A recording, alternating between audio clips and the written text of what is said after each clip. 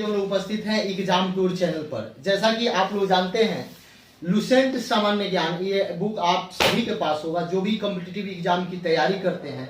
लेकिन जो मेरे बाएं साइड सर बैठे हुए हैं, जिनका नाम हुआ सुनील सिंह जी, और यही इस लुसेंट के लेखक हैं। आप लोगों की बहुत इच्छा थी कि सर से थोड़ा बात कराइए और जो आपका प्रश्न है सर से पूछा जाए। तो सर, एग्जाम टूर चैनल पर आपका बहुत बहुत स्वागत है। धन्यवाद सर।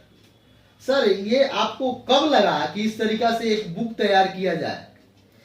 जब मैं कोचिंग इंस्टीट्यूट में पढ़ा रहा था, पढ़ाने के दौरान विभिन्न एग्जामों का प्रश्न पत्र जब मैं हल करता था, हल करने के दौरान अनुभव हुआ कि बाजार में एक ऐसी किताब चाहिए जो बच्चे को छोटे में बहुत अच्छे ज्ञानों का संग्रह दिया जाए। और उसी परीक्षाओं के पेपर को अध्ययन करने के दौरान मैंने इस किताब का सृजन किया और इस किताब को भिन्न भिन्न प्रतियोगिता परीक्षाओं के जो वनडे एग्जाम होते हैं, पीटी टाइप के मल्टीपल एमसीक्यू क्वेश्चन जो होता है, उन सबों को एक समअप करके सिलेबस मैंने बनाया। और उस सिलेबस के दौरान मैंने हर वो चीज़ इसमें डालने का प्रयास किया कि बच्चे को ज़्यादा से ज़्यादा जानकारी प्राप्त हो और वो परीक्षा में अधिक से अधिक सफल हो।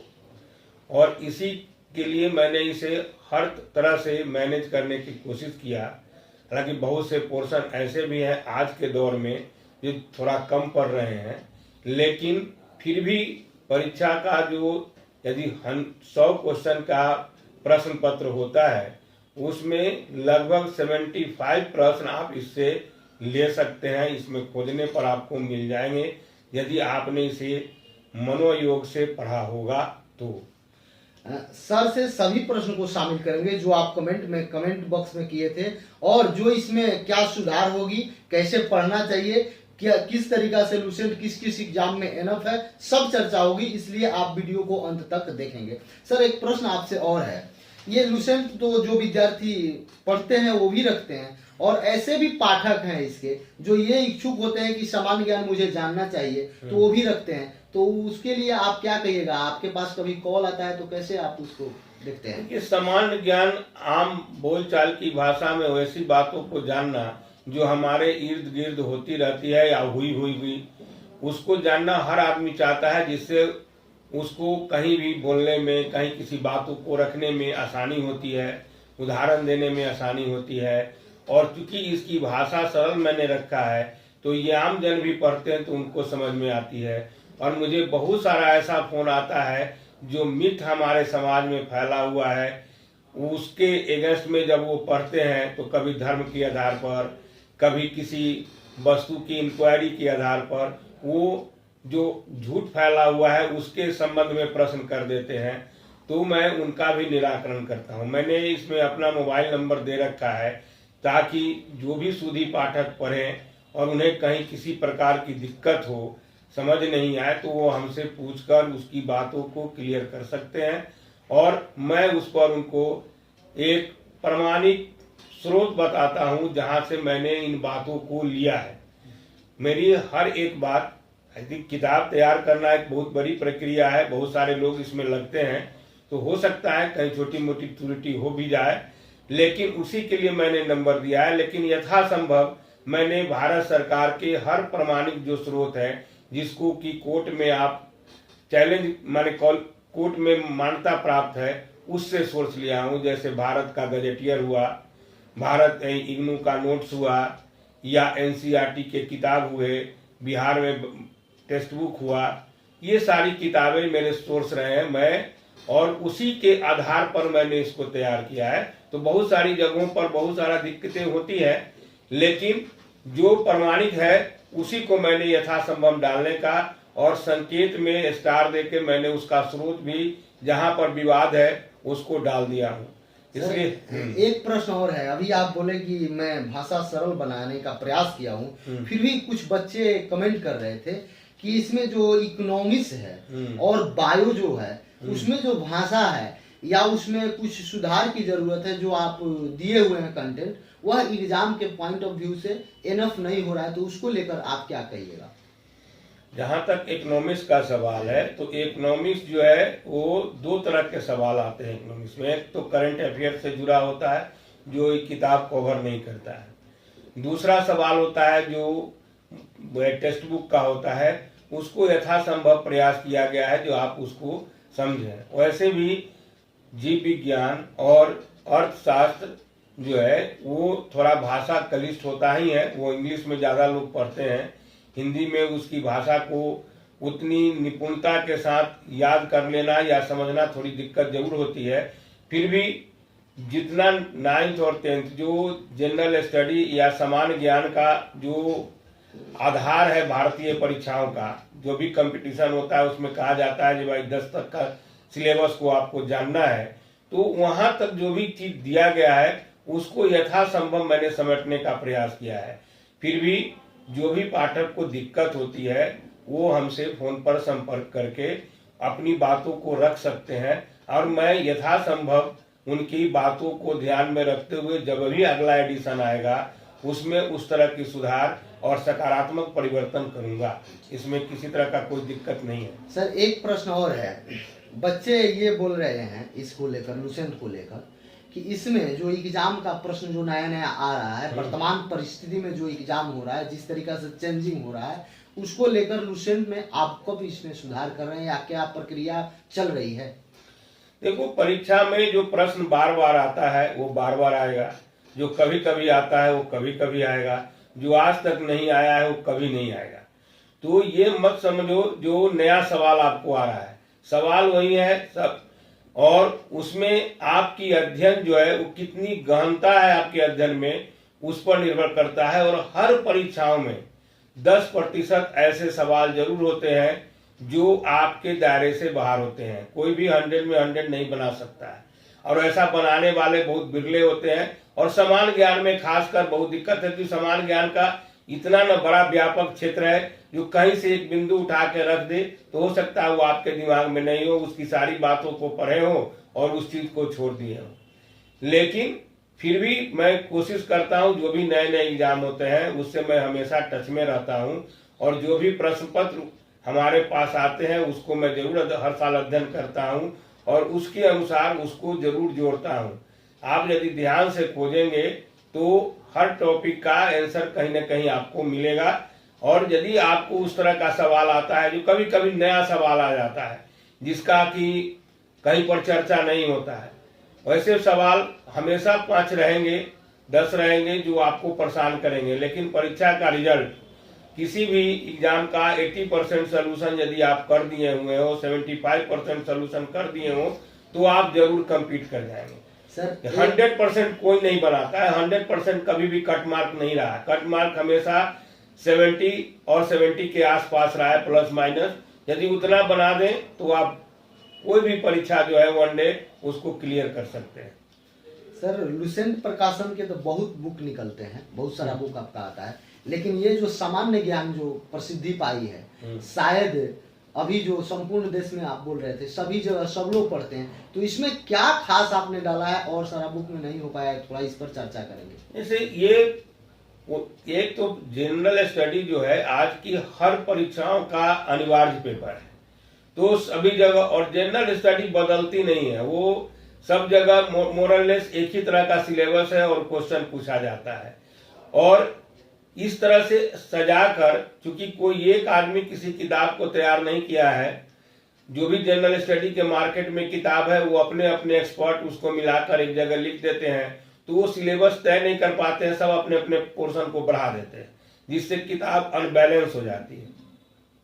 अब जैसे यहाँ परीक्षाओं में हिस्ट्री का 20 क्वेश्चन आता है तो उसका मैटर उतना ही रहना चाहिए, ज्योग्राफी का 25 आता है तो वैसा रहना चाहिए।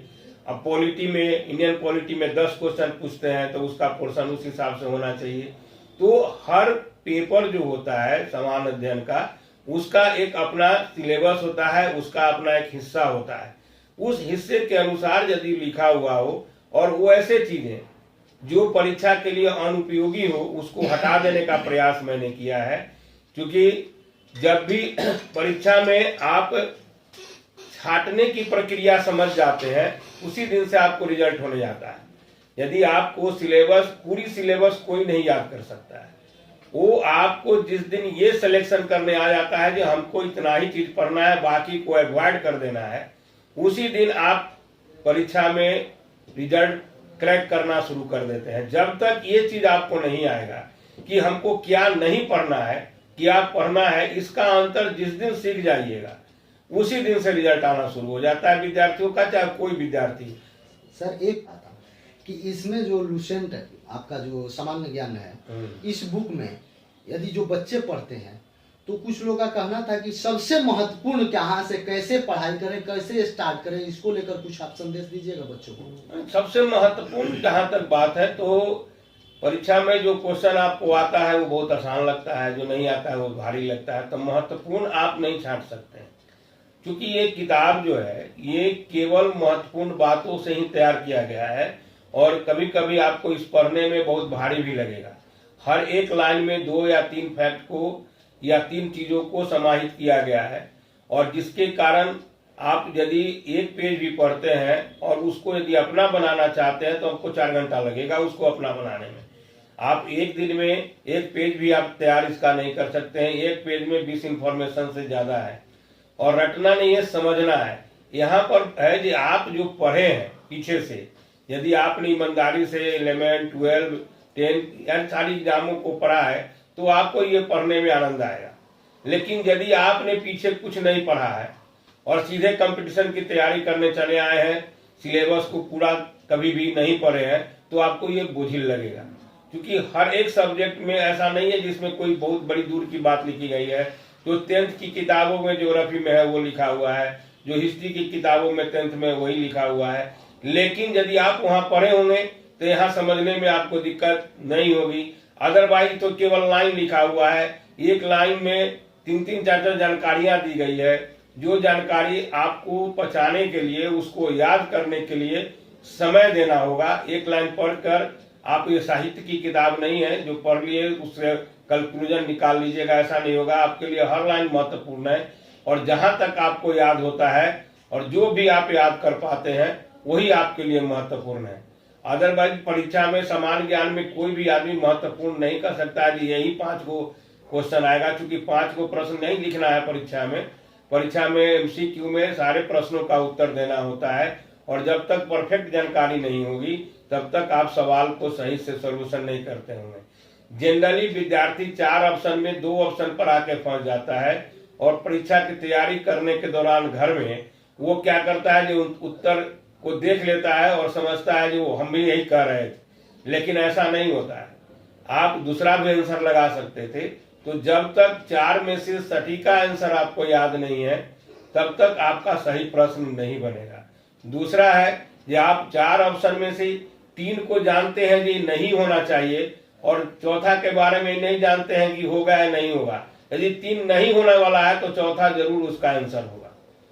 और तीसरी बात, जो आजकल बीपीएससी का जो पैटर्न है परीक्षा का, पीटी का, वो बहुत ही टफ है। उसमें जो 5वां ऑप्शन है वो सारे ज्ञान को फिल कर देता है लड़के के, यदि वो इनमें से सब और इनमें से कोई नहीं। ये ऐसा ऑप्शन है जो बीपीएससी अपने बचाव में लेकर आई हुई है। ऐसा भारत के किसी भी एग्जाम में नहीं ऐसा ऑप्शन आता है, इसलिए कि बार बार उसके पीटी पर केस हो जा रहा था, बार बार उसके प्रश्न पत्र गलत हो रहे थे आंसर। इसलिए उसने इस तरह का संसाधन खोजा कि आप लड़का जो है सो उसमें उलझ के मर जाए। तो ये चीज जो है बीपीएससी के परीक्षा के दौरान इस बात पर ज्यादा ध्यान देना है कि हमको ई ऑप्शन कितना, माने यदि 2 आंसर सही हो रहा है तो उसको ई पर चला जाना है लेकर। कभी कभी ऐसा भी होता है कि बीपीएससी के आंसर शीट पर ई ऑप्शन भी रहते हैं, और ई ऑप्शन में 3, आप सोच रहे हैं कि 4 सही हो रहे हैं, आप 2 ही को जानते हैं, लेकिन 2 सही जानते हैं। जहाँ ई ऑप्शन में 2 को सही है तो तीसरा चौथा भी होगा, और इनमें से सभी में आप चले जाइए, तभी जाकर आपको वहां पीटी में क्वालिफाई करने में किसी प्रकार की दिक्कत नहीं होगी।